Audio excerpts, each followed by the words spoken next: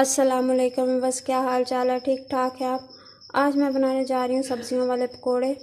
तो उसके लिए मैंने ये कुछ कटी हुई सब्जियाँ ली हैं। सब्जियों में मैंने एक दरमियाने साइज़ का आलू लिया है, एक अदद मैंने ये शिमला मिर्च ली है, एक अदद मैंने ये गाजर ली है, थोड़ी सी मैंने ये बंद गोभी ली है, 100 ग्राम मैंने ये मटर लिए हैं जिनको मैंने हाफ बॉयल कर लिया है।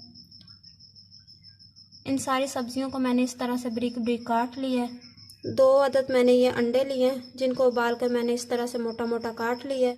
100 ग्राम मैंने ये चिकन लिया है जिसको उबाल कर मैंने इस तरह से रेशा रेशा कर लिया है।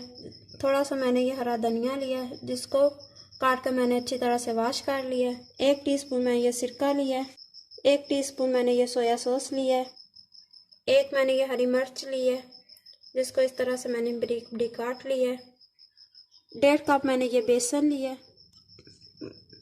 मसालों में मैंने 1 टीस्पून गरम मसाला, 1 टीस्पून साबुत धनिया, 1 टीस्पून साबुत ज़ीरा, 1 टीस्पून नमक, हाफ टीस्पून हल्दी पाउडर, हाफ टीस्पून लाल मिर्च पाउडर, हाफ टीस्पून सूखा हुआ धनिया पाउडर, 1/4 टीस्पून कलवंजी, ये मैंने मसाले लिए हैं।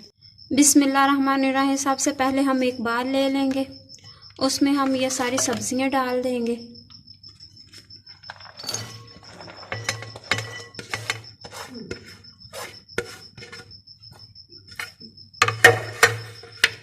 साथ ही हम इसके ये चिकन डाल देंगे,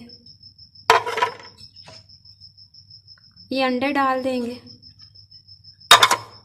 ये धनिया डाल देंगे,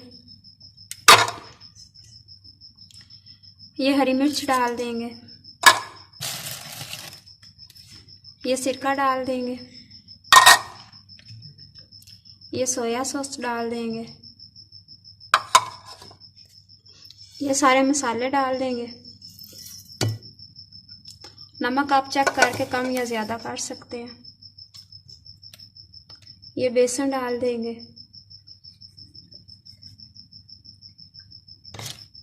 इसको मिक्स करेंगे।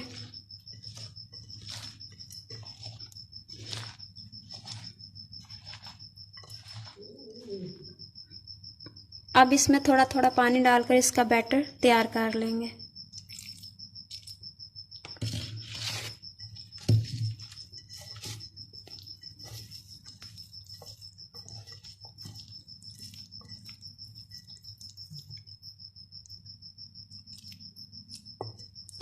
पानी हम थोड़ा थोड़ा ही डालेंगे, एकदम से सारा नहीं डालेंगे क्योंकि इस तरह से हमारा ये बैटर जो है वो ज़्यादा पतला हो जाएगा।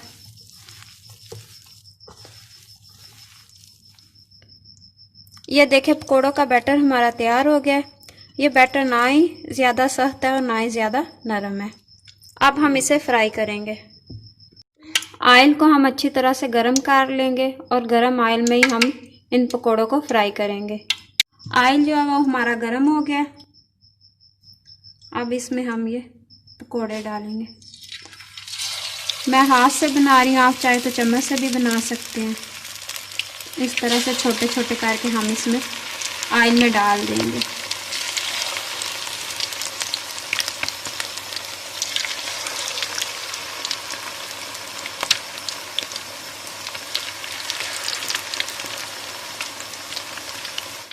पकोड़े जो हैं वो हमारे एक साइड से ब्राउन हो गए हैं।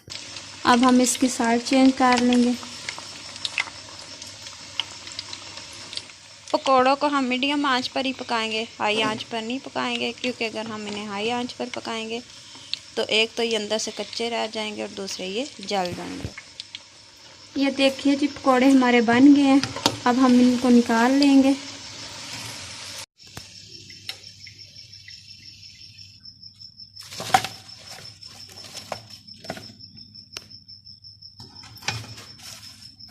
ये देखिए जी पकोड़े हमारे तैयार हो गए। इसी तरह से ही हम बाकी के भी तैयार कर लेंगे। ये आप देख सकते हैं, ये अंदर से भी कितनी अच्छी तरह से तैयार हो गए हैं। ये देखिए जी व्यूअर्स, वेजिटेबल पकौड़ों की रेसिपी हमारी तैयार हो गई है। अगर आपको हमारी ये रेसिपी पसंद आई है तो हमारे चैनल को लाइक कर दीजिएगा, सब्सक्राइब कर दीजिएगा और इसे ज़्यादा से ज़्यादा शेयर कर दीजिएगा। और अगर इस रेसिपी के बारे में आप हमसे कुछ पूछना चाहते हैं तो कमेंट्स के ज़रिए आप पूछ सकते हैं। शुक्रिया।